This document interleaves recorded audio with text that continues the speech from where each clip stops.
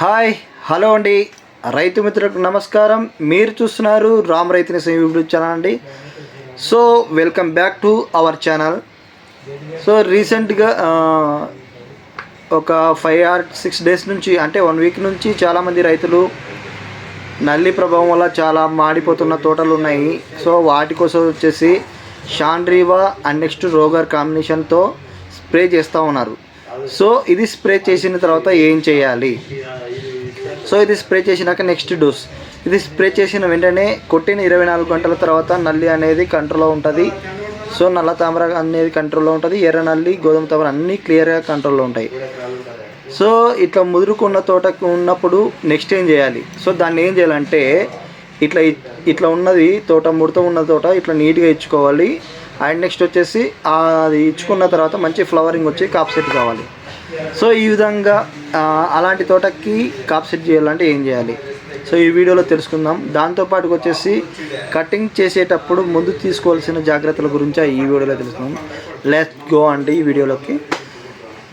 Hi అండి.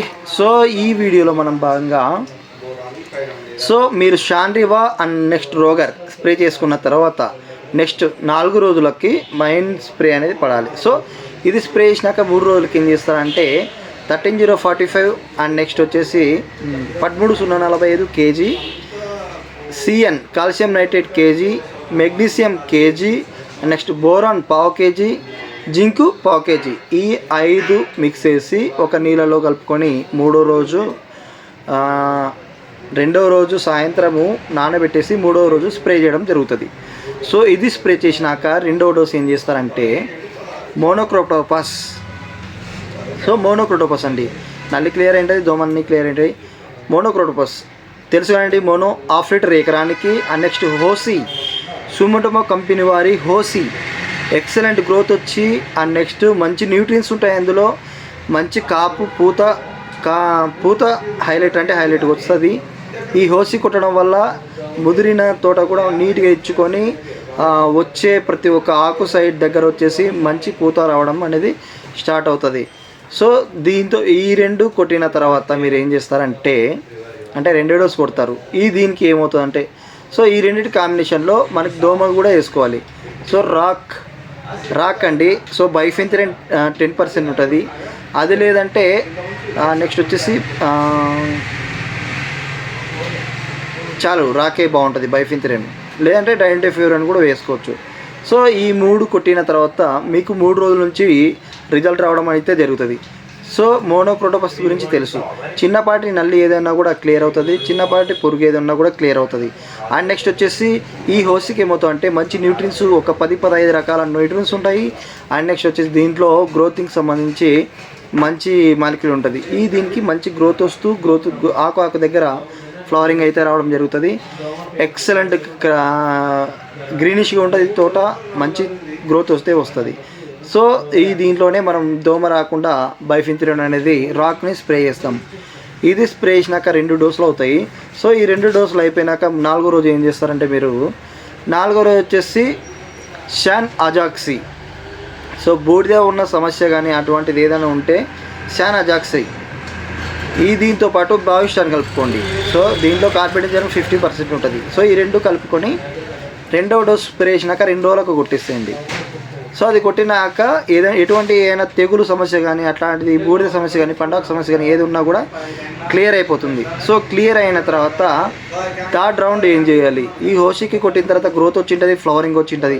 So వచ్చిన ఫ్లవరింగ్ని cap set చేసుకోవాలి.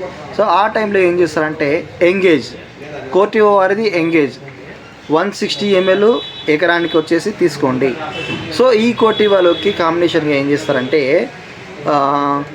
ఓన్లీ కోటివా, సో దోమ అనేది ఉండదు. అండ్ నెక్స్ట్ దాంట్లోకి వచ్చేసి ఎరిస్ వాళ్ళది పరాక్రమ్ అండి. సో పరాక్రమ్ అనేది ఎకరానికి వచ్చేసి 100 ml వాడుకోవాలి.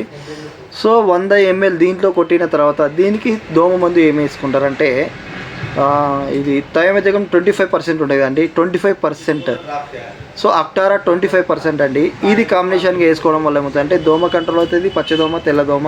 అండ్ నెక్స్ట్ ముడతలు రాకుండా, వైరస్ రాకుండా కంట్రోల్ అవుతుంది. వచ్చిన పూత ఎక్సలెంట్గా కాప్ సెట్ కావడం జరుగుతుంది. గుండు పూతలు రాకుండా నీట్గా పిందె రావడం అయితే జరుగుతుంది. సో దీనిలో ఇది కొట్టిన తర్వాత ఏం చేస్తారంటే ఒక రౌండ్ సింగిల్ రౌండ్ 0.5234 kg.